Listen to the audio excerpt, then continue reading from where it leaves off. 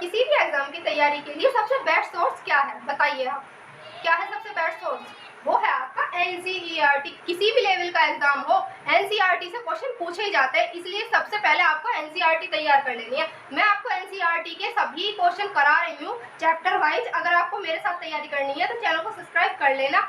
आज की वीडियो शुरू करने से पहले मैं आपसे बताना चाहूंगी कि मैं आपकी दोस्त पवित्रा, जो मैं आपको एनसीईआरटी की सीरीज अब चला रही हूँ, इसमें आपको वे सभी क्वेश्चन जो एग्जाम में बार बार पूछे जाते हैं चैप्टर वाइज कराने वाली हूँ। किसी भी टॉपिक को पढ़ने से पहले आपको ध्यान रखना चाहिए कि इसमें से किस तरीके के क्वेश्चन बनते हैं।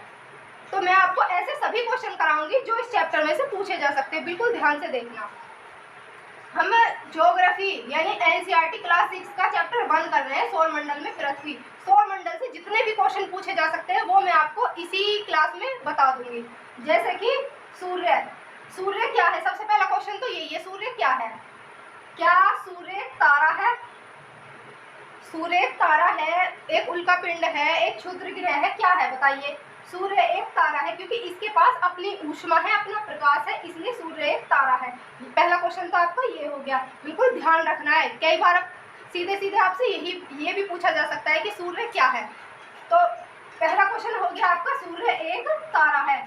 इसमें अब हम सौर मंडल की तरफ चलते हैं। आपका पहला ग्रह है बुध, शुक्र, पृथ्वी, मंगल, बृहस्पति, शनि, अरुण, वरुण। ये टोटल आपके 8 ग्रह हैं। पहले क्या था? पहले आपके 9 ग्रह थे, जिसमें आपका प्लेटो भी शामिल था।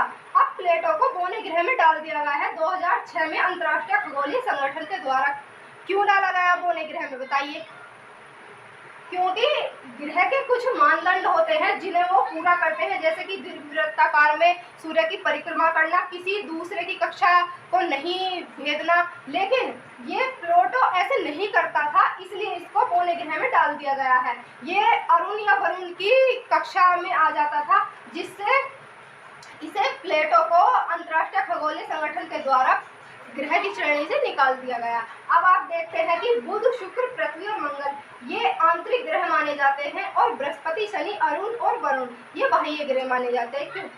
ये तो ठोस है और ये है आपकी गैसीय अवस्था में। बृहस्पति, शनि, अरुण और वरुण, इन्हें आप यूरेनस और नेपच्यून भी कहते हैं। अगर आपको ये देखना है तो ये मरकरी, वीनस, अर्थ, मार्स, जुपिटर, सैटर्न और ये आपका यूरेनस और नेपच्यून, ये आपके इंग्लिश में हो गए अगर आपको याद करने हैं।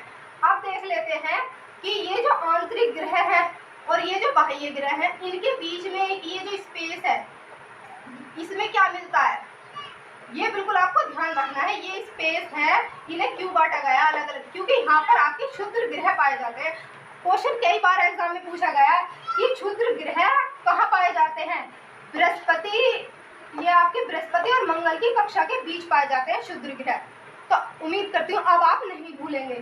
दोस्तों अगले पॉइंट की तरफ हम चलते हैं। नक्षत्र मंडल क्या है? अर्सा मेजर, बिग बियर, सप्तऋषि, क्या ये नक्षत्र मंडल है?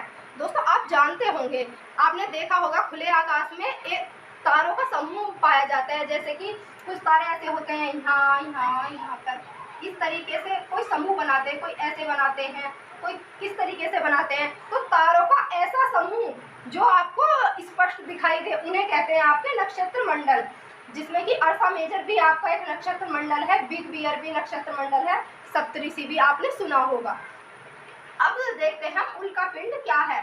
उल्का पिंड आप जानते होंगे कि जैसे सूर्य की परिक्रमा ये ग्रह करते हैं, कुछ आपके ठोस पिंड ऐसे हैं जो सूर्य की परिक्रमा करते हैं और वे ग्रह नहीं कहे जाते, वे होते हैं आपके उल्का पिंड। कभी कभी ऐसा होता है कि वो सूर्य की परिक्रमा करते करते पृथ्वी की कक्षा से टकरा जाते हैं और जलने लगते हैं, जिन्हें कहते हैं टूटता तारा। तो अब आप समझ गए होंगे कि टूटता तारा क्या होता है।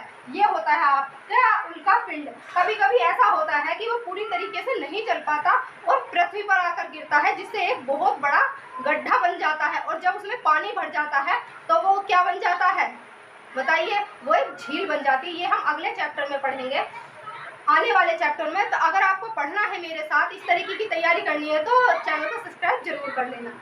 दोस्तों अब हम देखते हैं कि क्षुद्र ग्रह, ये मैंने आपको बता दिया, मंगल और बृहस्पति की कक्षा के बीच पाए जाने वाले आकाशीय पिंड क्या कहे जाते हैं आपके? क्षुद्र ग्रह। बौने ग्रह, बौने ग्रह मैंने बता दिए जो ग्रह के मानदंड को पूरा नहीं करते, उन्हें बौने ग्रह में डाल दिया गया है, जैसे कि सिरस, आपने नाम सुना होगा, सिरस भी एक बौना ग्रह है।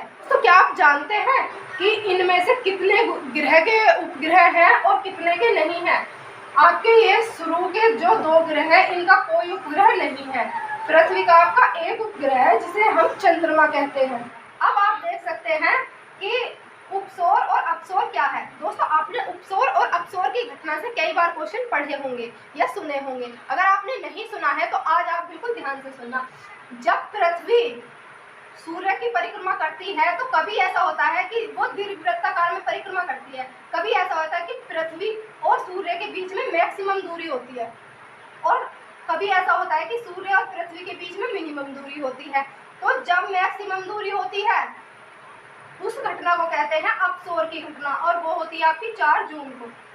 जब सूर्य और पृथ्वी के बीच सबसे कम दूरी होती है, मिनिमम दूरी होती है, उसे कहते हैं उपसौर की घटना, और ये होती है आपकी 3 जनवरी को। ये बात आपको ध्यान रखनी है।